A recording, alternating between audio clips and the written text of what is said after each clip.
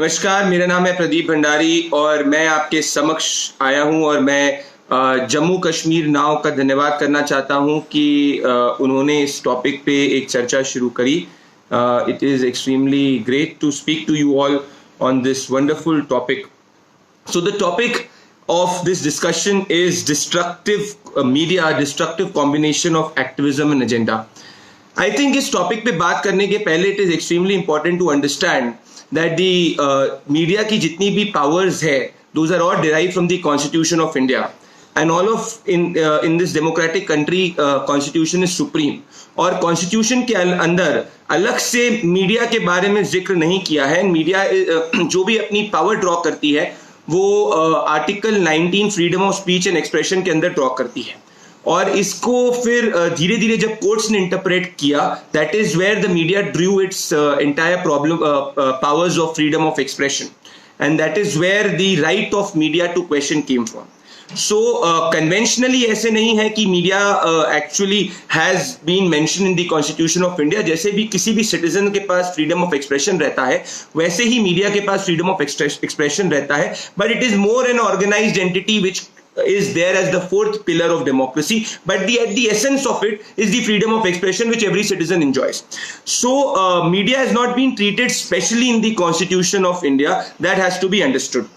But at the end of the day, everything happens as per the Constitution of India. पर constitution of India के अगर आप ढंग से इसको एनालाइज करेंगे तो आप देखेंगे कि constitution starts with we the people of India. मतलब कॉन्स्टिट्यूशन के अंदर कोई डिवीजन की बात नहीं है, कॉन्स्टिट्यूशन का प्रियम्बल सुप्रीम है। अब आज़ादी के बाद से हुआ ये है कि specially in the eras of 90s जब से प्राइवेट न्यूज़ चैनल्स आए, ब्रॉडकास्ट शुरू हुआ, 24/7 न्यूज़ चैनल्स आए, कि in the whole realm of getting towards TRP एक जो lobby, I would use the word lobby and ecosystem is there, जिसने जो भी न्यूज को स्प्रेड किया, that actually was not news but that was agenda which was not facts. So एक basic premise हमें समझने की जरूरत है कि the role of the media, the golden rule of the role of the media has to be on the essence of principle of truth. When I say that it has to be on the essence of principle of truth, which means that it has to be factually correct. पर हुआ क्या इस देश के अंदर? हुआ इस देश के अंदर ये मैं आपको उदाहरण के थ्रू स्पेसिफाई करना चाहूंगा। अगर आप संविधान को पढ़ें, अब संविधान के अंदर Article 370 has been mentioned as the temporary provision of the Constitution of India. अब जितने भी देश के आप अखबारों को उठा के देखें 90 के दशक में, अर्ली 2000 के दशक में, every debate used to circle around the special status of Jammu and Kashmir. But the reality and the fact was that there was nothing like a special status of Jammu and Kashmir. It was actually temporary provisions for the state of Jammu and Kashmir. But the discussions in the media was to do with special status of Jammu and Kashmir. So the media, in order to peddle its own agenda, in order to peddle something which it wants people to believe, took fact at the backside. So जो golden rule का media का था कि आप सच दिखाएं, आप facts का ख्याल रखें, पर आपने अपने एजेंडा में पिछले इतने सालों के अंदर फैक्ट्स का ख्याल नहीं रखा। आपने एजेंडा पेडल किया पर उसमें सच्चाई मिस हो गई। और यही इसका सबसे ज्यादा उदाहरण है जम्मू कश्मीर में आर्टिकल 370। मैं एक एनालिसिस कर रहा था, जितनी भी टीवी डिबेट्स अर्ली 2000 से लेके 2010 के बीच में हुई, उसमें मैंने ये देखा कि अधिकतर ब्रॉडकास्ट के अंदर, अधिकतर पेपर्स के अंदर जम्मू कश्मीर के 370 के साथ में स्पेशल स्टेटस लिखा था, barely 10% to 15% के साथ में टेम्पररी प्रोविजंस लिखा था। Now this is factually wrong. That is something which is actually a destructive agenda. So when does the role of media become destructive? Is when media starts peddling lies and when media starts peddling opinion which cannot be factually backed. This can be understood from another example. अब आप देखिए, now Yaqub Menon was a terrorist, which the Supreme Court of India had said that he was a terrorist. But there was Prashant Bhushan जिसने midnight में court को खुलवाया, and he was branded as a human right activist and he was branded as the savior of human rights. Now, Constitution of India, so the people of India and nothing against the integrity of India can go forward. But the media did not focus on that. The media branded Prashant Bhushan as a human right activist, but he was actually not a human right activist. He was a terror sympathizer. He was acting as a terror sympathizer, was trying to protect the terrorist. And ultimately, what happened with Yaqub Menon, all of us know. But what I'm trying to tell you is कि पिछले कुछ सालों से the trend has been that under the garb of human right activism, under the garb of freedom of expression, lies have been peddled. And that is where the whole topic has been ki destructive, this combination of agenda and activism. Per se, agenda and activism has to be constructive in nature if it is on the premise of truth. And when it is on the premise of truth, when it is on the premise of facts. Post the emergence of social media and the activity where every citizen had the power to express their opinion. Today, every citizen with the power of mobile phone and social media is a citizen reporter. He has the ability, today with every information reaching every second or third person with a mobile phone, everybody has the ability to fact check. So, the monopoly of the ecosystem of certain individuals to peddle anything in the name of freedom of expression of media has been questioned. And it has been questioned rightly so. I will give you another instance. Now, in the past few years, अभी अगर आपने देखा होगा कि जो मरकज का जो मरकज के अंदर जो तबलीगी जमात ने वायलेशन किया of all the entire lockdown, it was illegal, it is criminal. Malaysia के अंदर सेम इंसिडेंट हुआ था जिसके अंदर more than 600 people were turned out to be COVID positive. Now, the same incident happened in Delhi despite the lockdown. Now, this is absolutely criminal. There has to be one stance कि भाई facts क्या कहता है. Facts ये कहता है कि जो मरकज ने किया वो जो है वो इलीगल है, वो क्रिमिनल है. But look at the agenda. The destructive agenda is that whenever you people started to question Markaz, narrative कई सेक्शंस ऑफ द मीडिया में ये बनाया गया कि मरकज को क्वेश्चन करना मतलब देश के सेक्युलर फैब्रिक के साथ को क्वेश्चन करना मतलब एक कम्युनल नैरेटिव को स्प्रेड करना. Now how can questioning the markaz which has done a criminal activity, which has done an illegal activity be communal? Well, that is the role. You will obviously speak which is anti-constitutional, which is illegal. That is what the media should do. But a lot of section in the media from Rana Ayub to a lot of people जो रहते हैं देश के अंदर नहीं है, कहीं और भगवान जाने कहाँ पे रहते हैं, पर they start peddling this. So इस देश के अंदर पिछले कुछ सालों में सरकारों ने भी इसको लेट डू करने दिया, जहां एक आदत बना दी गई कि कुछ भी चले, उसमें फैक्ट्स ना हो, जिसमें तथ्य ना हो, पर उसको अगर आप एज ओपिनियन बार बार चलाते रहो तो वो एक नैरेटिव बन गया कि अगर आपने कभी भी कोई मान लीजिए किसी भी चीज के बारे में क्वेश्चन किया तो उसको आपने कम्युनल बोलना शुरू हो गया. मैं एक और उदाहरण आपको देता हूं. नाउ, अब मरकज के बाद में तबलीगी जमात पे कार्रवाई की बात आई. Now when people started to speak against the Tablighi Jamatis, lot of people in the media started to speak that you are trying to spread something called as communal virus. Now, speaking against the Tablighi Jamaat, which has done an illegal activity, is not communal. It is your constitutional right. That is what you as a media have to do. But because your agenda is to divide, because your agenda is that you do not consider the constitution of India as we the people of India, पर आपको लगता है कि भाई ये Hindus है, Muslims है, that is why you basically, a lot of section of the media has peddled its entire journey and entire ecosystem on this psychosis which I call as the fear psychosis. मतलब कि देश के अंदर एक भ्रम पैदा करो, देश के अंदर एक झूठ पैदा करो और देश के अंदर एक डर पैदा करो. जब भी आप भ्रम, झूठ और डर पैदा करते हो मतलब आपके पास फैक्ट्स नहीं है. अब हुआ यह है कि सोशल मीडिया में हर व्यक्ति के पास, जैसे मैंने आपको बताया कि एबिलिटी है फैक्ट चेक करने की, एबिलिटी है मुझसे किसी से भी सवाल पूछने की. अगर मैं तथ्यों पे गलत हूं तो कोई भी मुझे यहाँ पे पॉइंट कर सकता है. टीवी चैनल भी अगर तथ्यों पे गलत है तो सोशल मीडिया पे उसके अगेंस्ट ट्रेंड शुरू हो जाता है. अखबार भी गलत है तो उसके ट्विटर हैंडल को कोट कर दिया जाता है. तो आज जो है हम एक एरा में लिव कर रहे हैं जिस एरा के अंदर कोई भी व्यक्ति ये नहीं कह सकता कि he has the solemn power over truth. Nobody has the solemn power over truth. Truth is always checked by facts. So whenever you go wrong on facts and you try to peddle your agenda, that is when the people of India question you. And this is why lot of people जिनको लगा था कि भाई उनकी opinion question हो रही है, जिनको लगा था कि भाई they are larger than life, they can not be question, उनको जब से सोशल मीडिया पे कॉमन सिटीजन ने क्वेश्चन करना चालू कर दिया तो उन्होंने एक नई वर्ड का इमरजेंस कर दिया, troll. Well, I disagree with this, the whole word troll, because social media has given the power to a common citizen to check and ask questions to anybody, to the government, to the media as such. Media in the past, in the 90s, in the 2000s, was not accustomed to being asked. तभी आप देखिए कि कितने सारे everybody is aware of the Radia tapes. Everybody is aware of how media used to use its power where it could not be questioned in order to fix things in the government.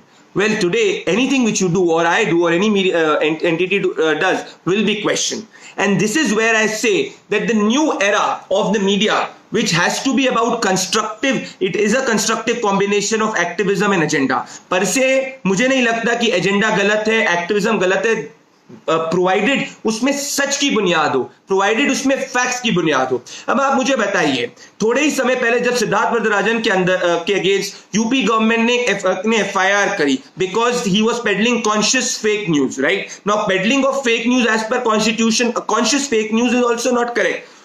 1,500 से ज्यादा activist खड़े हो गए जिन्होंने letters लिखना चालू कर दिए कि फ्रीडम ऑफ एक्सप्रेशन के अगेंस्ट है, this is मजलिंग the voice of the media.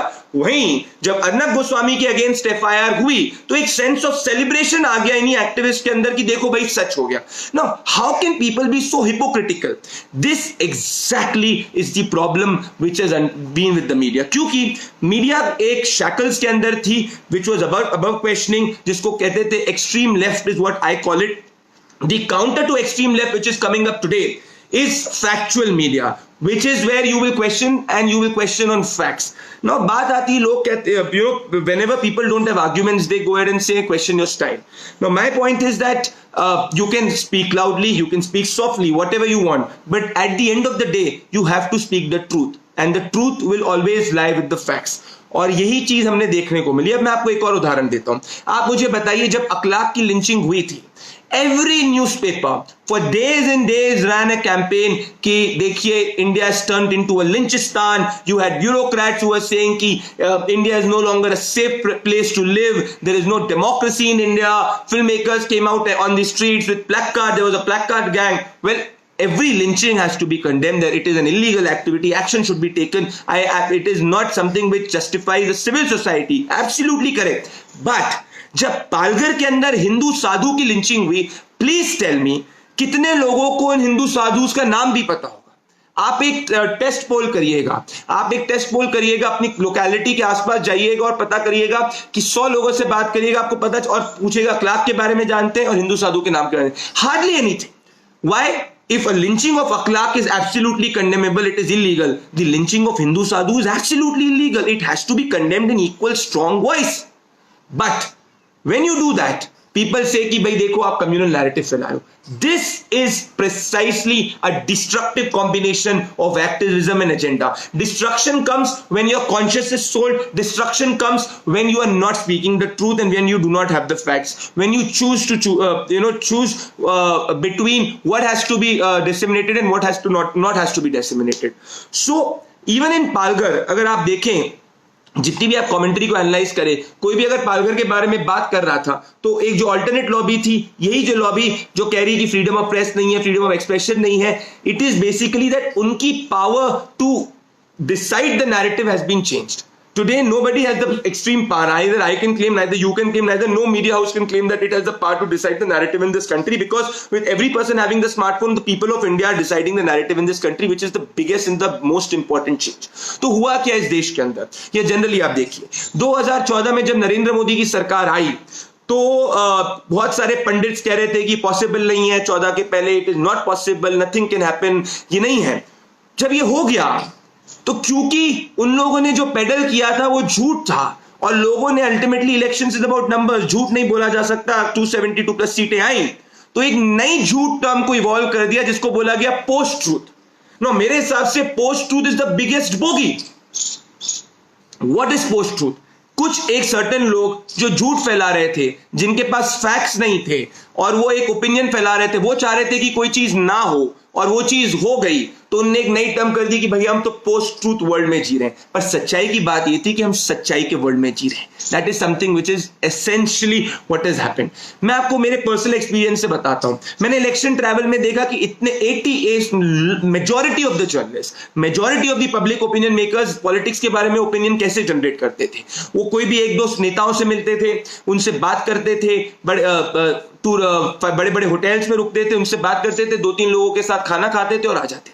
Well, election reportage and election analysis is not that. You have to travel, you have to sweat it out, you have to travel to the constituencies, लोगों से बात करनी पड़ती है, हर जगह का data लाना पड़ता है, उसके बाद में जब आपके पास डेटा आता है उसके बेसिस पे आप ओपिनियन बता सकते हो कि कौन हार रहा है, कौन जीत रहा है, देश क्या सोच रहा है।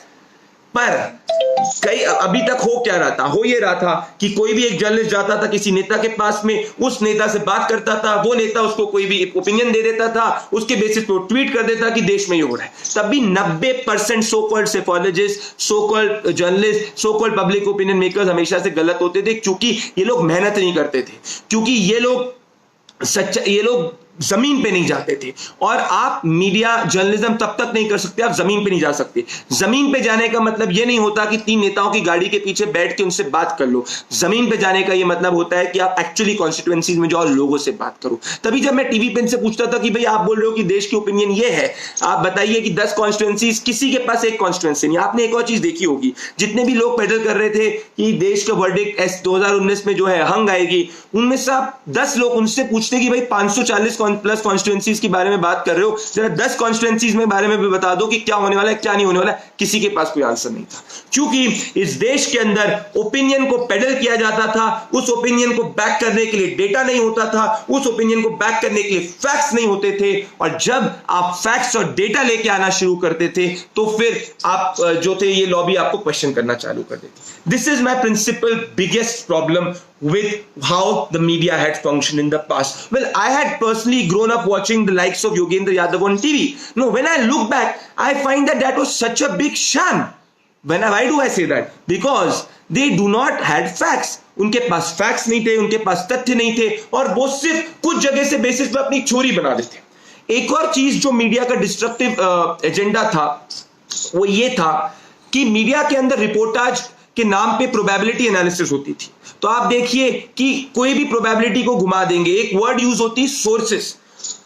ये सबसे ज्यादा अब्यूज्ड वर्ड हुई थी पिछले कुछ सालों के अंदर। जब भी आपको लगता था कि भाई आपके पास जो है एक्चुअल फैक्ट्स नहीं है, तो आप जो है सोर्सेस के नाम पे उस खबर को चला दो।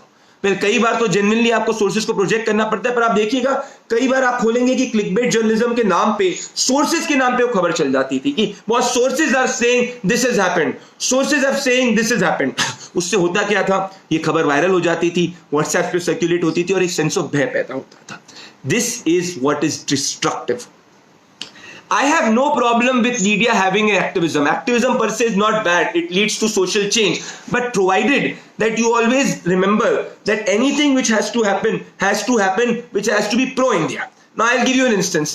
Right now in COVID-19 से जब देश जो है लड़ रहा है, अब लोग क्या सोच रहे हैं पूरे across the world with opinion which is going on and large section of the media के अंदर, कि how is it possible that India has been able to contain it? Now at this juncture, whether I am media, whether I am a judiciary, whether I am a politician, I am an executive, or I am the citizen of India, all of us today are at war with an invisible virus. At war, everybody per se is the citizen of India. The job is to win the war. So my job as a media is not to create panic. My job as the media is not to create fear. My job as the media is not to create divisions. But unfortunately, that is what has been happened. लोग ये चाह रहे थे कि भाई अब जैसे I have been on the ground, मैं कल सबोला में था यूपी में। No, I am actually seeing that people are following lockdown. I am actually seeing that people believe कि भाई जो चीज लॉकडाउन हुई है सेहत को बचाने के लिए हुए हैं। So it is my duty to tell you that I can go ahead and save just एक हाईवे पे जाऊं। मैं ऐसा नहीं कर सकता कि एक पर्पसली एक हाईवे, इतने सारे हाईवे पे जाऊं, उसमें से 3 लोगों को ढूंढ लूं और बोलूं कि भाई ये 3 लोगों को इतनी दिक्कत हो रही है और देखो पूरे देश में ऐसा हो रहा है। This is absolutely wrong. That is what some people are trying to do in COVID. This is what I say is destructive combination of agenda and activism. It has to become a constructive combination of agenda and activism. Now, when will this become a constructive combination of agenda and activism? It will become when, number one, you don't first preconceive what the story is, और आप ये नहीं सोचेंगे कि भाई आज generally कई लोग कैसे फंक्शन करते हैं। कई लोग मीडिया में पिछले कुछ सालों से ऐसे फंक्शन कर रहे थे कि हम पहले सोचते थे मीडिया वाले, उस सोच के आधार पे फिर जाके रिपोर्ट करते थे। That is been wrong. आप पहले रिपोर्ट करोगे, आप पहले तथ्य लेके आओगे, जब आपके सामने तथ्य आएंगे उसके बेसिस पे आप नैरेटिव बनाओगे. मीडिया में जो लेफ्ट, एक्सट्रीम लेफ्ट जो करते थे वो पहले ही सोच लेते थे. और उसके बाद उस नैरेटिव को बनाते थे, उसके बाद उसको सपोर्टिंग फैक्ट्स लाने की कोशिश करते थे। ये सबसे बड़ा इस देश के साथ जो है अन्याय हुआ है, और अन्याय सरकारों ने भी पिछले समय में किया है, क्योंकि इनको पनपने दिया। अब आप मुझे बताइए, you have the right to question anybody, you have to question. अब जैसे कल मैं देख रहा था कि कल जब रमजान के वक्त के अंदर आई सॉ कि कैसे भाई बल्ली मरान, जामा मस्जिद, अब इन सब इलाकों के अंदर पीपल क्राउडेड प्लेसेस में कोई सोशल डिस्टेंसिंग नहीं फॉलो करी। अब अगर मैं इसको क्वेश्चन करूं तो I am not being communal, I am reporting facts, I am reporting the truth.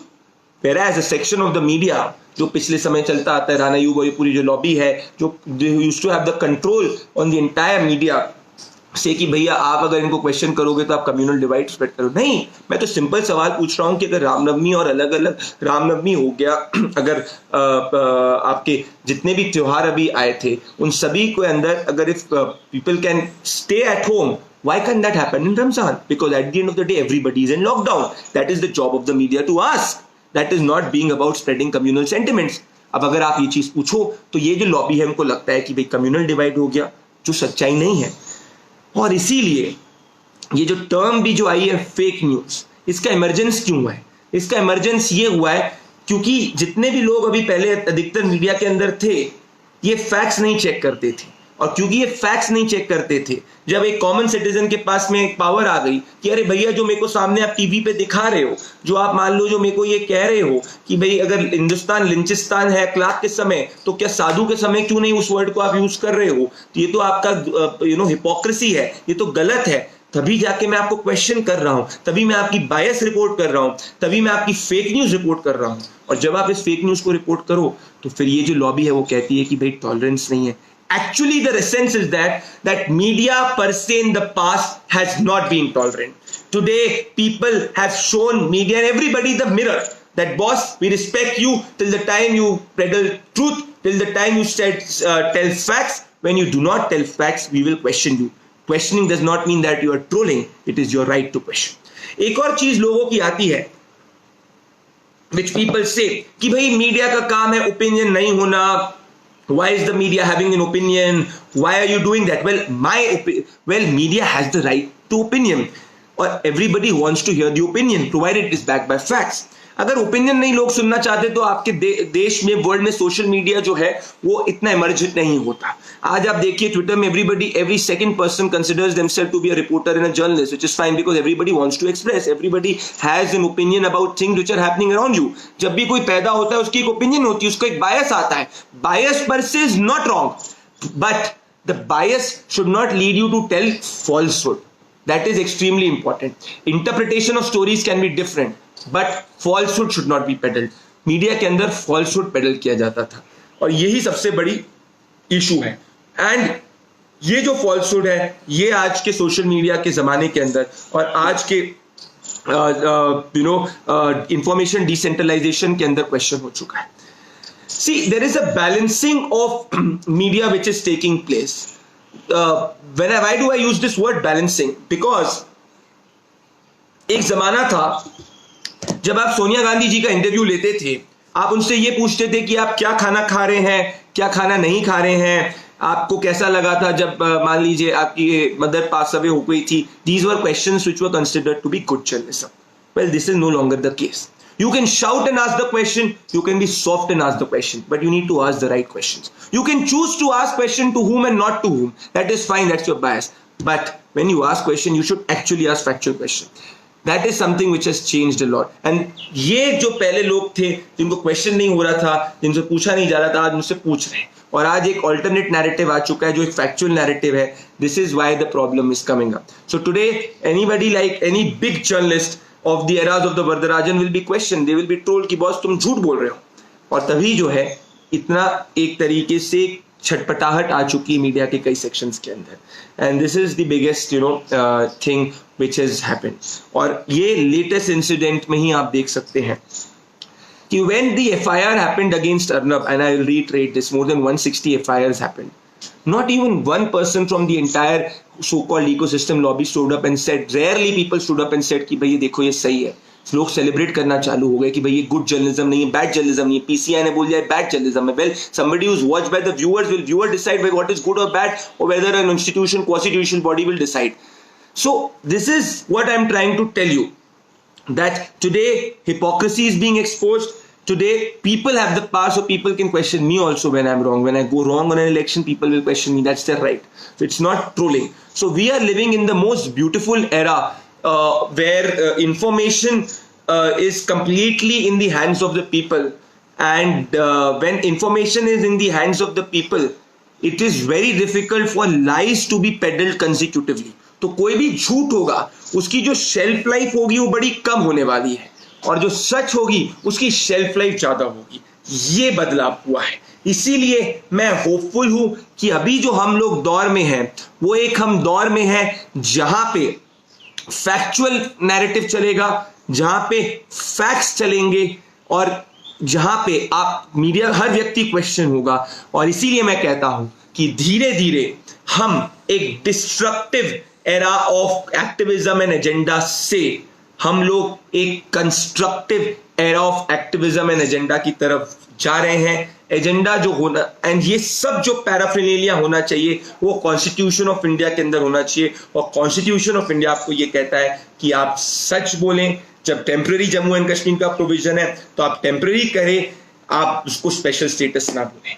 और ये भी एक बहुत इंपॉर्टेंट चीज है कि media has always used a very divided narrative. Media has rarely in the past used a unifier narrative. तो what is good food for the media? The good food for the media is कि boss आप मान लीजिए कि ऐसे दिखाइए कि देश की जो माइनॉरिटी कम्युनिटी है वो बहुत ही निचले स्तर पे है, मुस्लिम्स जो है वो बहुत निचले स्तर पे हैं, जो भी सरकार कर रही है उनके अगेंस्ट है. This is the good food for the media in the past. This is no longer true because everybody is questioned, everybody will be trolled, everybody will be asked.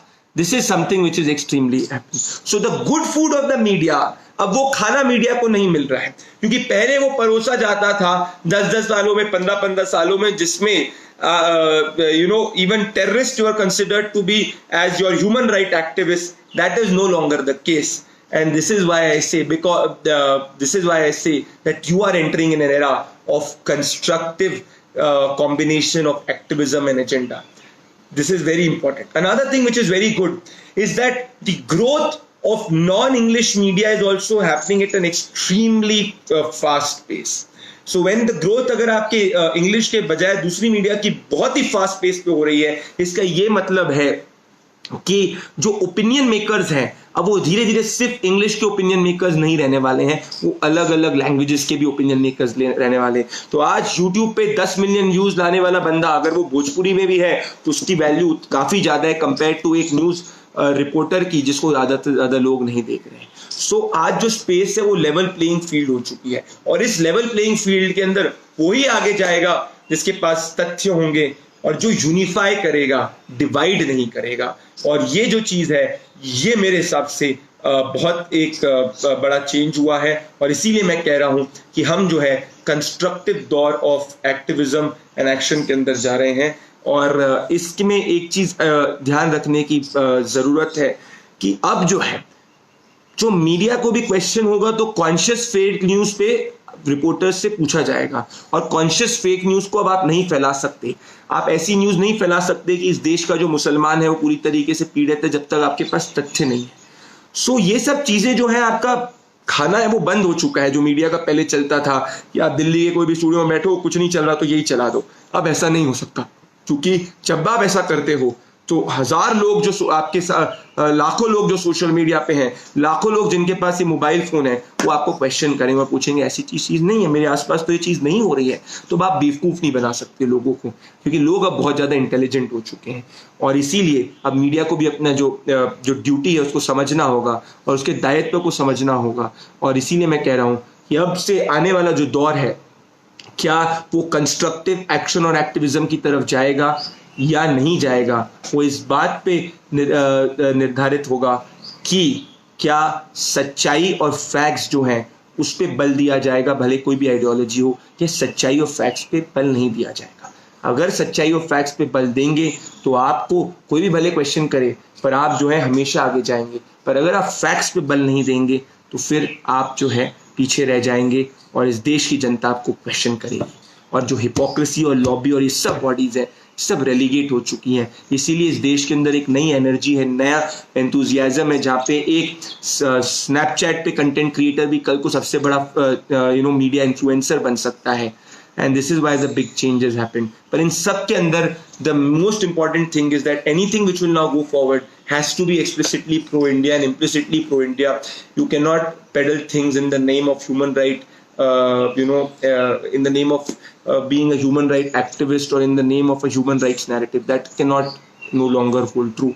हर चीज पूछी जाएगी, हर व्यक्ति आपसे पूछेगा। इसीलिए मैं कह रहा हूँ कि हम एक सुनहरे दौर के अंदर आ रहे हैं। मैं बहुत ऑप्टिमिस्ट हूँ and I am as optimist as you are.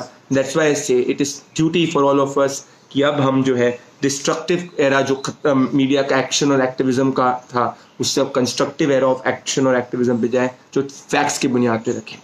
इसी के साथ मैं अपनी वाणी को विराम देता हूँ। मेरे को कुछ सवाल पूछे गए हैं, अब मैं सवाल लेना चाहता हूँ। चतुषा सिंह जी पूछती, what is your take on cases being filed on Arnab after his reporting on Palghar lynching? Well, Chatusha ji, I think the cases which is being filed on Arnab is the real reflection of intolerance which is there. Arnab ने क्या पूछा?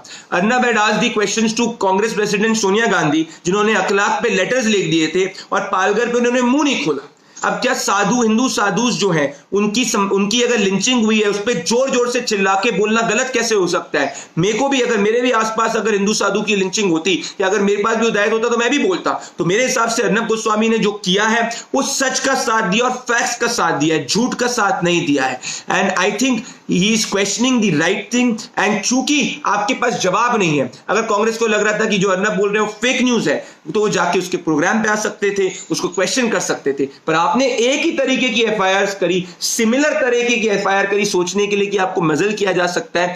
तो that is something which is not happened. That's why the court has also taken cognizance. और आप hypocrisy देखिए चतुषा जी कि जो लोग सिद्धार्थ वरदराजन के अगेंस्ट एफआईआर हुई थी उस पे जो है फ्रीडम ऑफ एक्सप्रेशन और लेटर्स लिखना चालू हो गए थे, जो पूरे ग्लोबल कैंपेन शुरू हो गए थे। जब अर्नब पे फायर हुई तो वो लोग माहौल में सेलिब्रेशन कर रहे थे। इससे बड़ी हिपोक्रेसी नहीं हो सकती। पर अर्नब के साथ में देश की जनता है, that is why he is being viewed and that is the main thing which a journalist needs. Don't opinion ask about supreme court decision. Vishal Pandit ji बोल रहे हैं सुप्रीम कोर्ट का डिसीजन। जी हाँ विशाल जी, तो मैं यही कह रहा हूँ सुप्रीम कोर्ट ने मेरिट ही देखा है उसके चीज में। That is why the supreme court has given him quash the I would not use the word quash, but supreme court has said that 3 weeks of relief has been given against any arrest. Why should media be pro-India and not neutral? Could you also define how pro-India is different from pro-government? Well, Ravi Teja ji, neutrality करके मेरे हिसाब से कोई word नहीं होता। जब आपके सामने अगर मैं आपको बोलूं कि भाई आपको 2 चीजों में से किसी एक चीज के बारे में चूज करना है, कोई भी व्यक्ति कोई भी एक चीज को चूज करेंगे तो आपकी सब्जेक्टिविटी आ जाएगी। There is nothing like neutrality. मेरे हिसाब से this is my individual analysis and opinion. There is nothing like neutrality. Neutrality is the bogus narrative. You have to just be truthful.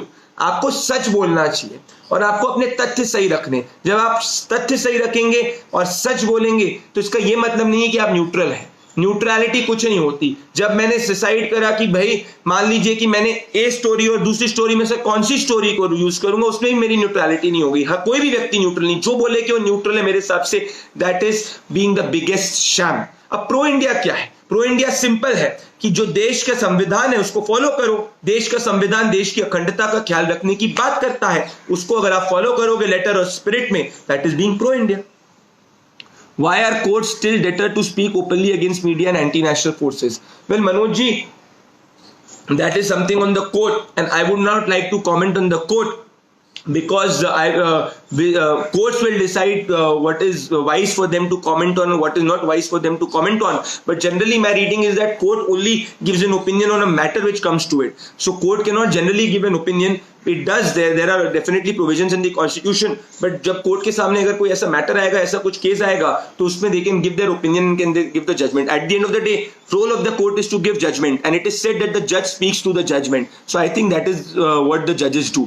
Very encouraging, interesting presentation, heartiest. Thank you, Nayana ji, for your comments. I'll take more questions. Quotes I have answered. Do you think Priyanka ji का है? Do you think Snapchat, WhatsApp, news, etc. create fake news also? Do you think government should regulate it? Priyanka ji, I think regulation के मैं पक्ष में नहीं हूं, क्योंकि धीरे धीरे अब लोगों के पास भी कोई व्हाट्सएप मैसेज आता है तो पहले क्या होता था, लोग ये समझते थे कि जो मेरे पास आया है वो सच है और उसको एकदम से फॉरवर्ड कर दो। पर अब लोगों को पता है कि यार जो मेरे सामने व्हाट्सएप में है, एक बार उसको मैं चेक कर लेता हूं कि क्या वो सच है कि झूठ है। अगर वो सच नहीं है तो मतलब एक बार मैं उसको क्रॉस वेरीफाई कर दूं। धीरे एबिलिटी ऑफ क्रॉस वेरिफिकेशन आ रहा है, क्योंकि हम लोग ने देखा है कि व्हाट्सएप पे कितनी फेक न्यूज वायरल हुई है। उसके बाद व्हाट्सएप भी जो है टेक्निकल फीचर्स के साथ आया कि एक चीज को बहुत ज्यादा बार सर्कुलेट नहीं कर सकता, आप रिपोर्ट भी कर सकते हो किसी मैसेज को। और अब धीरे धीरे हमें एक हर डिस्ट्रिक्ट सेंटर पे डीएम को एक फेक न्यूज सेंटर या फेक न्यूज को टैकल करने के लिए एक टास्क फोर्स बनानी चाहिए, जिससे कि कोई भी फेक न्यूज जो है उसको टैकल हो सके। रेगुलेशन मेरे हिसाब से फ्रीडम ऑफ एक्सप्रेशन को कर्ब करना होगा, सरकारों के हाथ में हमें रेगुलेशन एक्सेसिव नहीं देना चाहिए। तो ये मेरी इस पर राय थी। वाई शुड मीडिया, मैंने रवि जी का आंसर कर दिया है। मैं आगे बढ़ता हूँ। विशाल डोंट आस्क और आगे बढ़ते हैं। कमल भाटिया जी पूछे, midst of dismay nice to see positive things entering constructive field. Thank you sir, thank you. चतुषा, what is your take on, मैंने अर्नबल आंसर कर दिया। उसके बाद Manoj, enemies of country are more than within than outside, is this true? Well Manoj ji, I will not law to, मैं comparison नहीं draw करना चाहता कि एनिमी अंदर ज्यादा है या बाहर ज्यादा है, जयचंद है कि नहीं है। मैं सिंपल ये बोलना चाहता हूं कि हम सबका दायित्व है कि जो भी झूठ बोले उसको क्वेश्चन करो। जो झूठ बोलेगा और कॉन्शियसली झूठ बोलेगा उसको हम सबको क्वेश्चन करना है। वही देश के नैरेटिव, वही देश के एनिमी है, क्योंकि जो जानते हुए भी झूठ बोल रहा है वो संविधान के विरुद्ध जा रहा है। जो संविधान के विरुद्ध जा रहा है वो इस देश के सोल में विश्वास नहीं करता, वो बाबा साहब अंबेडकर में विश्वास नहीं करता। तो ये जो संविधान है इसको हम सब फॉलो करें और मीडिया भी फॉलो करे तो कभी भी गलत नहीं होगा। कोई भी आप स्टोरी रिपोर्ट करिए, आप एक स्टोरी रिपोर्ट करिए, दूसरी मत करिए, वो आपकी चीज है, लोग आपको क्वेश्चन करेंगे, जस्ट फाइन। बट जब भी करें फैक्ट्स पे गलत मत होइए, कॉन्शियसली फैक्ट्स पे गलत मत होइए। Is media has the right to what won't that influence the nature of reporting? Won't news become opinion? Well, Ravi ji, reporting इस पर से कि जो आप जमीन पे देख रहे हैं उसको आप जाके जनता के समक्ष लेके आइए। उसके बाद में आपकी जो ओपिनियन है आप उसके बेसिस पर अपनी ओपिनियन बता सकते हैं। आज जब व्यक्ति टीवी देखता है तो उसको पता है कि मैं ओपिनियन देखने आ रहा हूं, उसको पता है कि कौन किस तरीके से चीज दिखाएगा। वो ट्विटर पे भी न्यूज को मिल जाती है, व्हाट्सएप पे भी न्यूज मिल जाती है। तो न्यूज मिलने के बहुत सारे सोर्सेज हैं। और जो लोग, अब मैंने जैसे कि कहा, एक्टिविज्म पर से not bad. If judiciary can have judicial activism, if politicians can have social activism, if bureaucrats can overreach, why can't media also have activism which is in the interest of the country? So I don't see there is any problem in that. आगे बढ़ रहा हूं मैं, और सवाल है, what's your opinion on the self critical Hindu who is not left liberal yet criticise anything have a nationalist narrative? Rajan ji देखिए, ये जो आपने सवाल पूछा है, मेरे हिसाब से कोई भी व्यक्ति को किसी को भी क्रिटिसाइज करने का अधिकार है। मतलब I feel that is something which is the right which is there, पर कई मर्यादाएं हैं। कॉन्स्टिट्यूशन भी आपको मर्यादा की बात कहता है, तभी उसने आर्टिकल 19A में साथ में उसने 19B भी दिया है कि भाई फ्रीडम ऑफ एक्सप्रेशन के रीजनेबल रिस्ट्रिक्शंस भी होने चाहिए। तो मैं जाके अपनी फोर्सेस को गाली नहीं बक सकता, मैं जाके अपने हेल्थ केयर वर्कर्स को नहीं पीट सकता, मैं जाके जो है टेररिस्ट को जाके सपोर्ट नहीं कर सकता। ये सब चीजें मैं नहीं कर सकता, इसमें कोई कॉम्प्रोमाइज है ही नहीं। जो लोग ऐसा करेंगे वो देश के संविधान के विरुद्ध है, उनको जितना स्ट्रॉन्गेस्ट वॉइस में अपोज करना चाहिए मैं अपोज करना चाहिए। So I feel that is what I would say, and whatever is your culture, whatever is your religion, you should be proud of that. I think expression of religion is not wrong at all. So आपका मतलब if individual is a Hindu, he should be proud to be a Hindu. There's nothing wrong in that. You have to be self-confident. जो मोमबत्ती award वो अपसी और तथाकथित सांप्रदायिक और संविधान बचाने वाला गैंग था, सक्रिय होता है, तुम्हारी यही आक्रामकता वहीं कहीं चली जाती है। योगी जी, नहीं, आक्रामकता तब भी रहती है, सदा आक्रामक नहीं हो सकते। लोग कह रहे हैं हम ज्यादा आक्रामक हो जाते हैं, तो आक्रामकता बिल्कुल है। योगी जी आप थोड़ा सा ध्यान दीजिए। श्रवण जी आए हैं, most of the media is biased and even working on a particular agenda well back by masters. अब देखिए मीडिया का मॉडल क्या है। मीडिया अल्टीमेटली जो बड़ी मीडिया है वो एक कॉर्पोरेट मॉडल है। अगर आप 100 रुपए डालते हैं तो आपको आपको एडवर्टाइजिंग के जरिए 100 रुपए कमाने भी होते हैं ना, आप चैनल नहीं चला सकते। तो वो तो एक मीडिया का तथाकथित मॉडल है ही। अगर आपको उस मॉडल के अलावा कोई बड़े टीवी लेवल पे कोई दूसरा बिजनेस मॉडल आ जाता है तो fine, but that is how the business model is. The media business model is driven through advertising. Viewers today do not want to pay in this country, and कई लोगों ने try किया है कि paid subscription based model करें, तो digital पे वो चला रहे हैं। So I think that's a known fact. But today you see in Republic 84% stake is with Arnab. In my company Jan Ki Baat, I own majority stakes, more than 90% stake. So still you have positivity which is there छोटे स्तर पे भी और बड़े स्तर पे भी। तो I don't see there is a issue. लोकतंत्र है तो कुछ लोग कहेंगे और काम है कहना, सरकारें आंखें बंद नहीं करना चाहिए। बिल्कुल सही है भगत जी, सरकारों को क्वेश्चन करना जनता का भी अधिकार है, सबका अधिकार और क्वेश्चन करना ही चाहिए, पर फैक्ट्स पे। भाई जी, why can't we ban channels like BBC and NDTV India? Karan ji देखिए, आई डोंट, मेरे हिसाब से चैनल्स को बैन नहीं करना चाहिए, क्योंकि अगर हमने एक ऐसा ट्रेंड सेट कर दिया कि we will start banning things, तो फिर आगे चल के ये एक प्रेसिडेंट सेट हो जाएगा और कल को इसको लोग जो है against they might abuse it. So, and I don't want the power, governments or bureaucrats to have the power to decide what should be banned and what should not be banned. इस देश के लोग इतने wise हैं, तो आप देखिए BBC की हार्डली कुछ रेटिंग है इस देश के अंदर, और even with respect to NDTV it is not doing very good on the rating charts. It people question it. So I think everybody has a play, ultimately viewers decide it, और viewership सब बता देती है आपको। So we should not set a precedent of banning things, especially because at the end of the day it will be the bureaucrat who will decide, और उसमें फिर जो है आप गलत प्रेसिडेंट सेट कर दोगे जो एक्चुअली 19A को मजल करेगा। How can media help in restoring the symmetry of indigenous ethnicity and people from derived ethnicity, refugee and slum? Well, Vishal, that's a very good question. See, Vishal, it depends. Broadcast और big media functions on the era और the सिंह की कौन सी on the breaking news model.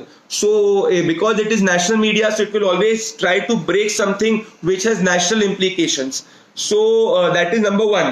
But आज you anything which is there, जो asymmetry restoration की आप बात कर रहे हो, ethnicity, refugee, asylum की में, एटलीस्ट डिजिटल मीडिया में वो एक धीरे धीरे चीज चालू हो चुकी है, जहाँ पे हर तरीके की कहानी रिपोर्ट हो रही है।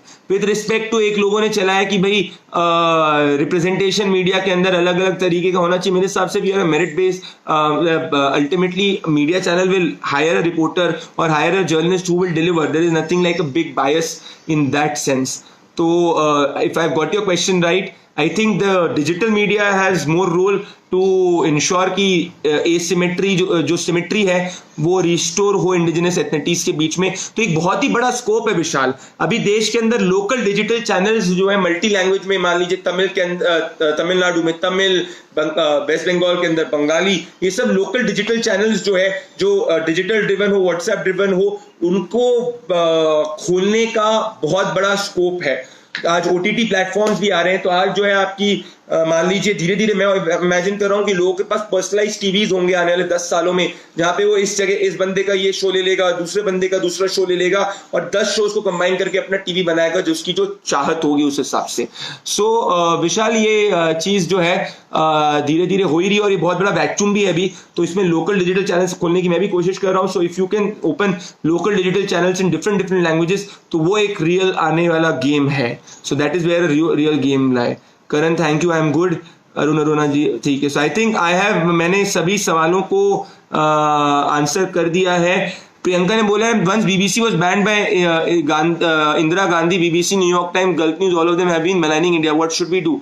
वेल प्रियंका, अगर हमें पता चलता है कि कॉन्शियसली इन्होंने फेक न्यूज रिपोर्ट की, तो आईपीसी के आधार पे जो भी रिपोर्टर ने कॉन्शियस फेक न्यूज रिपोर्ट करी है, अनकॉन्शियसली तो गलती बहुत बार हो जाती है, पर कॉन्शियसली फेक न्यूज रिपोर्ट करी है जो देश की अखंडता के अगेंस्ट है, जिसमें फैक्ट्स नहीं है, जो संविधान के अगेंस्ट है, तो पुलिस और इन्वेस्टिगेटिव एजेंसीज जो है कार्रवाई कर सकती है। In fact I will tell you, under 19 article 19 के अंदर the supreme court when it was talking about this, उसने इस मीडिया ट्रायल के क्वेश्चन को भी जो है एड्रेस किया था, और उसने जो मीडिया ट्रायल के जब क्वेश्चन को एड्रेस किया था तो उसने बोला था right to reputation, right to privacy in the law of contempt of court. तो इन तीनों के अंदर जो है आप मीडिया को भी क्वेश्चन कर सकते हैं, media can also be held accountable by the court. तो फेक न्यूज कॉन्शियसली कोई भी न्यूज ऑर्गेनाइजेशन पेडल करे, वाले बीबीसी हो या अल जजीरा हो, तो इनके अगेंस्ट एक्शन होना चाहिए। और एक और चीज ध्यान रखने की बात है कि अब हमें जो पहले चल रहा था कि वी शुड, एफडीआई की बात चल रही है मीडिया संस्थानों के अंदर, भाई हिंदी वाला भी पढ़ लो। संजय जी एक बार आप वापस से लिख दें, मैंने मिल नहीं रहा है हिंदी वाला, क्या लिखा है संजय जी ने? हाँ, तो हमें मीडिया के अंदर जो एफडीआई है वो मोर देन 50% नहीं करना चाहिए। Media in India should be owned by Indians is what I believe.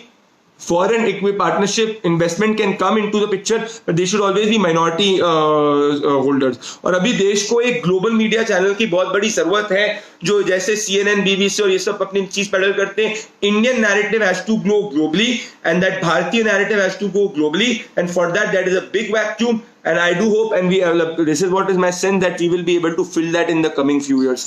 तो हमें भी वो करने की जरूरत है। We also need to have our global channels. इन्होंने बोला है कि मैंने हिंदी में कुछ मिस किया।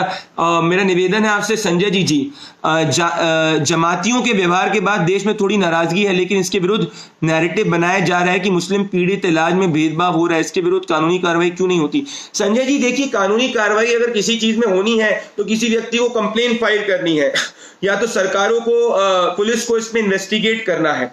तो इसमें मीडिया तो मैच रिपोर्ट कर सकती है।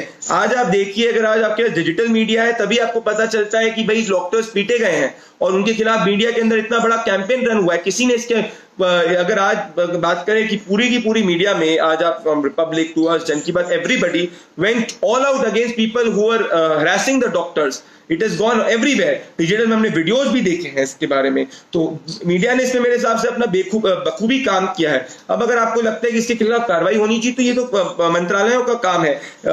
ईडी इन्वेस्टिगेट मरकज को कर रही है, उसकी पूरी जो बिल्डिंग है वो पाई गई है कि वो इलीगल है, ज्यादा जितनी बड़ी गई है, जितनी स्टोरीज बनी गई है, वहां पे परमिशन ही नहीं ग्रांट है। तो ये तो एक लैप्स सिक्योरिटी वाइज हुआ है, तो investigative agencies have to nab it. मौलाना साहब को पकड़ना चाहिए। He is done something which is criminal. Religion के अंदर आप क्रिमिनलिटी थोड़ी अंडरगो कर सकते हो। तो मेरे हिसाब से कार्रवाई होनी चाहिए। कंप्लेन जब होगी, पुलिस इन्वेस्टिगेशन अथॉरिटीज उसमें एक्शन लेगी और कार्रवाई करेगी। व्योन है भारत अपना ग्लोबल। हाँ पवन जी, व्योन जरूर है, it is picking up, but I think more bigger, we need more players who can actually, there is still miles to go there. Pavan ji, उसमें भी माइल्स की, मतलब मैं ये देखना चाहता हूँ कि हिंदुस्तान का चैनल जो भी है, व्योन is doing good, no doubt about it, पर जो हिंदुस्तान का चैनल है वो ग्लोबली इंफ्लुएंस करे नैरेटिव को, ग्लोबली उसका स्टेक हो। हमें हमेशा से अमेरिकन और ब्रिटिशर्स ने ज्ञान बांटा है कि आपको इस तरीके से देश में करना चाहिए, न्यूयॉर्क टाइम्स एंड ऑल में। भाई I want our media platforms, और हमको अब जाके बताना है इनको कि आपको कैसे करना चाहिए। तो मेरा भी ये विजन है कि जब अमेरिकन इलेक्शंस हो, we go out and tell the Americans about their election हमेशा, वरना we can not always be recipients कि भाई हमें जो बताया जा रहा है। We are a very self confident country, we are an absolutely great civilization. It is our chance now to set the global narrative. Sanjay ji, जमातियों के व्योन है भारत का। तो मैंने सवाल अगर मुझसे कोई और है तो आप मुझसे पूछ सकते हैं। मैंने कोशिश करी है अपनी तरफ से, जो इस मुद्दा है, इस मुद्दे को मैं सही तरीके से आपके समक्ष रख सकूं। अगर कोई और सवाल है या कोई और पहलू है जिसके बारे में आप चाहते हैं कि मैं उस पर प्रकाश डालूं, तो आप मुझे बता सकते हैं। पवन जी ने पूछा, and what about victim card being claimed every time whenever they are being accountable? Pavan ji देखिए, अब इस विक्टिम कार्ड को लोग जो है इसके सी थ्रू कर रहे हैं। आई हैव कम अक्रॉस, मतलब मैं डेटा में क्योंकि डील करता हूं, मैं जितना डेटा देख रहा हूं, मेरे हिसाब से एक लोगों में एक सेंस ऑफ अंडरस्टैंडिंग आ रही है कि विक्टिम कार्ड सबसे बड़ी बोगी था, और सेक्युलरिज्म के नाम पे अपीजमेंट जो चलाया गया था वो भी बोगी था। तो वो बेसलाइन अब चेंज हो गई है पवन जी। अब मुझे नहीं लगता कि वो चलने वाला है। मतलब it is got the same narrative. Kamal ji, thank you so much. अगर आपको मेरी प्रेजेंटेशन पहले, थैंक यू पवन जी, आपने प्रोत्साहन दिया, शुक्रिया। अबरोल जी पूछ रहे हैं, please throw light on the role of media to counter propaganda of Pakistan. जी, counter propaganda of Pakistan and J and K, few suggestion. Well, आप इसके बारे में सोचिए कि इतने सालों से ये कहा जा रहा था कि जम्मू कश्मीर के अंदर अगर 370 जो एक टेम्पररी प्रोविजन है, उसको स्पेशल स्टेटस के नाम पे लोगों को झूठ फैलाए, इन सभी लोगों को माफी मांगनी चाहिए। जितनी मीडिया संस्थानों ने स्पेशल स्टेटस के नाम पे झूठ फैलाया इस देश के संविधान में, संविधान में क्या लिखा है अगर आप देखें, I want to tell you क्या लिखा है। The first thing which is said in 370 का जो था पहले, temporary provision with respect to it, किसी ने इस लाइन पे हाईलाइट नहीं किया था, स्पेशल स्टेटस। तो सबसे पहले तो ये जो पाक का प्रॉक्सी एजेंडा कई चैनलों ने यहाँ पे चला, इनको माफी मांगनी चाहिए देश की जनता से। दूसरा, इन्होंने झूठ फैलाया कि अगर जम्मू कश्मीर से 370 हटा दोगे तो त्राही मच जाएगी, ये हो जाएगा, वो हो जाएगा। Boss, nothing has happened. India has handled it absolutely peacefully. Look at the number of stone pelting incidents कितने कम हो चुके हैं। देखिए सोर्सेस पे अटैक जो उसका रेशियो कम हो चुका है। India has handled it absolutely beautifully. एक मीडिया के अंदर सेक्शन था जो चाहता था कि एवरेज कश्मीरी अपने आप को पहले कश्मीरी सोचे, बाद में हिंदुस्तानी सोचे, जिससे कि उनका जो नैरेटिव मीडिया के अंदर चलते रहे। पर सच्चाई ये कि अब धीरे धीरे एवरेज कश्मीरी जो अपने आप को हिंदुस्तानी पहले, कश्मीरी बाद में सोच रहा है। He is a resident of Jammu and Kashmir and the citizen of India, not the other way around. The bogus lobby जो यहाँ पे चलाती थी, उनने कश्मीरियों को ये दिखाना चालू कर दिया कि they are the citizens of Jammu and Kashmir and residents of India, which is the biggest lobby. और ये पूरी लॉबी एक्सपोज हो चुकी है 370 के हटने के बाद में। I would commend this government, commend everybody in the media जिनने नेशनलिस्ट, जिनने ये सच्चाई के नैरेटिव को, फैक्चुअल नैरेटिव को आगे लेकर, और everybody from you Jammu Kashmir now से लेकर हर व्यक्ति ने इस पे कंट्रीब्यूट किया। सो ये जो पाक की प्रॉक्सी को जो है ना, अब एक तरीके से उसको बेस से उसको I would say it has been nipped from the bud. So that is something which has happened. Now going forward, all of us have to be ready for proxy wars, and these proxy wars will be run through digital information systems. तो एक narrative फैलाया जाएगा कि देश में देखिए कैसे divided, आपको इसमें सतर्क रहना पड़ेगा। जैसे ही कोविड जब निकलेगा उसके बाद में दिखाया जाएगा कि कोई एक जर्नलिस्ट चले जाएंगे, बहुत सारे घूम के कुछ लोगों को ढूंढेंगे, उन लोगों को दिखाएंगे और बोलेंगे कि देखो देश के अंदर कोविड के बाद में त्राही मची हुई। That's not true. Illicit generalization is again wrong. What is illicit generalization? भाई अगर मैं जैसे गया सपोला में, मैंने क्या बोला कि भाई सपोला के अंदर मैं देख रहा हूं कि 500 रुपए खाते में मिल चुके हैं, मैं देख रहा हूं कि लोगों जो है आपस में कोऑर्डिनेट करें, लॉकडाउन को फॉलो करें, पर साथ में किसान जो है मंडी में भी अपना अनाज नहीं दे पा रहा है, तो मैंने गलती भी बताई, सही बात भी बताई। That is reportage. मैं ऐसे नहीं गया बाइनोकुलर्स पहन के ढूंढो कहां मुझे ऐसे लोग मिल जाए जो रोए कैमरे पे, जो चिल्लाए कि गलत हो रहा है। That is a crime. That is absolutely wrong. That should not be done. जब ये होता है तो आज क्योंकि आपके पास फैक्ट्स हैं, सब लोग फैक्ट्स चेक कर रहे हैं, तो दूध का दूध और पानी का पानी तो हो ही जाता है।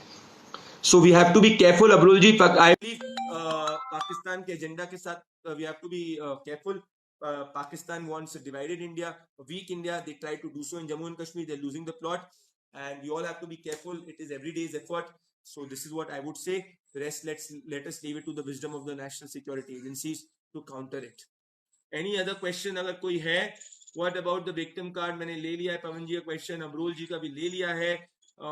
उसके बाद में वाई, हाँ विशाल जी, मेरे हिसाब से मैं बिल्कुल सही सहमत हूं आपसे कि talking about Hindus is not at all communal. मैं आपको उदाहरण देता हूं, प्रधानमंत्री नरेंद्र मोदी ने जब अपना यूपी कैंपेन कर रहे थे तो उन्होंने एक चीज बोली थी कि भाई जहां शमशान होना चाहिए, कब्रिस्तान और शमशान दोनों चीज होनी चाहिए। वहां पे एक्चुअली मुलायम सिंह यादव के समय मैं वहीं पे था, उधर ही था, मैं मेरठ के आसपास की बात थी, if I'm not wrong, एक बार चेक कर लीजिएगा, आजमगढ़ मेरठ में था, वहीं पे मैं था। वहां पे सच में जो था कि वो एक लोगों की इशू थी, वहां पे सच में दिवाली के वहां लाइट जाती थी। अब अगर मैं ये बोलूं कि भाई दिवाली अगर जब हो रही है तब लाइट नहीं जानी चाहिए हिंदुओं के मोहल्ले में, तो भैया मैं जेन्युइनली एक्सप्रेस कर रहा हूं द एक्सप्रेशन ऑफ और the grievances of a Hindu is as important for somebody as a grievance of a minority. Media के अंदर दो फूड जो समझते थे कि भाई माइनॉरिटी का नैरेटिव जो है बहुत इंपॉर्टेंट है, उसको पूरे कैंपेन चलाओ, देश में प्लान करो, क्योंकि इसमें फॉरेन फोर्सेस इन्वॉल्व थी। फॉरेन फोर्सेस चाहती थी कि भाई जो देश के अंदर इस तरीके का वीक माहौल रहे, देश के अंदर जाति जो है वो सुप्रीमली रहे, इंडियन आइडेंटिटी सुप्रीम ना रहे। अब वो धीरे धीरे छीन। So there is absolutely not anything communal about talking about it. I will say, मैं तो बोलूंगा ही, पालघर में जो साधु की लिंचिंग हुई, जब तक गुनहगारों को नहीं सजा दी जाती, everybody should speak about it. Lynching per se is absolutely criminal. Hindu साधु की भी उसके खिलाफ भी उतनी आवाज में बोलना चाहिए जितनी लॉबी अखलाक के खिलाफ बोलती है, because at the end of the day everybody is the citizen of India, and citizen of India में कोई compromise, कोई भेदभाव नहीं होना चाहिए। So this is something मैंने हैंडल कर लिया है। तो मैंने उम्मीद की, मेरे हिसाब से अब अगर कोई और क्वेश्चन हो तो मैं कोई क्वेश्चन को ले लूं, पर जैसे कि इस वक्त मैं देख रहा हूं कि सवाल जो है मैंने आंसर कर दिए हैं। मैं उम्मीद करता हूं कि जो आप सभी मेरे साथ में जुड़े, आपका समय उपयोगी हो पाया और मैं कुछ वैल्यू ऐड कर पाया, और जिस आप इंटेंशन से आए थे सुनने के लिए उस पे कुछ वैल्यू ऐड हो पाई। अगर फिर भी आपको कुछ सवाल होते हैं तो आप इस पेज के एडमिन को बता सकते हैं, वो मुझे उन सवालों को बताएंगे और मैं उनको आंसर करने की कोशिश करूंगा। जाते जाते मैं यही कहता हूं कि अब हम सबका दायित्व है, we the people of India, जिनके पास अब इंफॉर्मेशन है, जिनके पास राइट टू क्वेश्चन है, कि हम एक constructive era of agenda and activism की तरफ जाएं और देश को आगे ले जाएं, क्योंकि ये सबसे सुनहरा वक्त है हमें ग्लोबली आगे जाने का। मेरे साथ जुड़ने के लिए बहुत बहुत धन्यवाद। शुक्रिया। जय हिंद।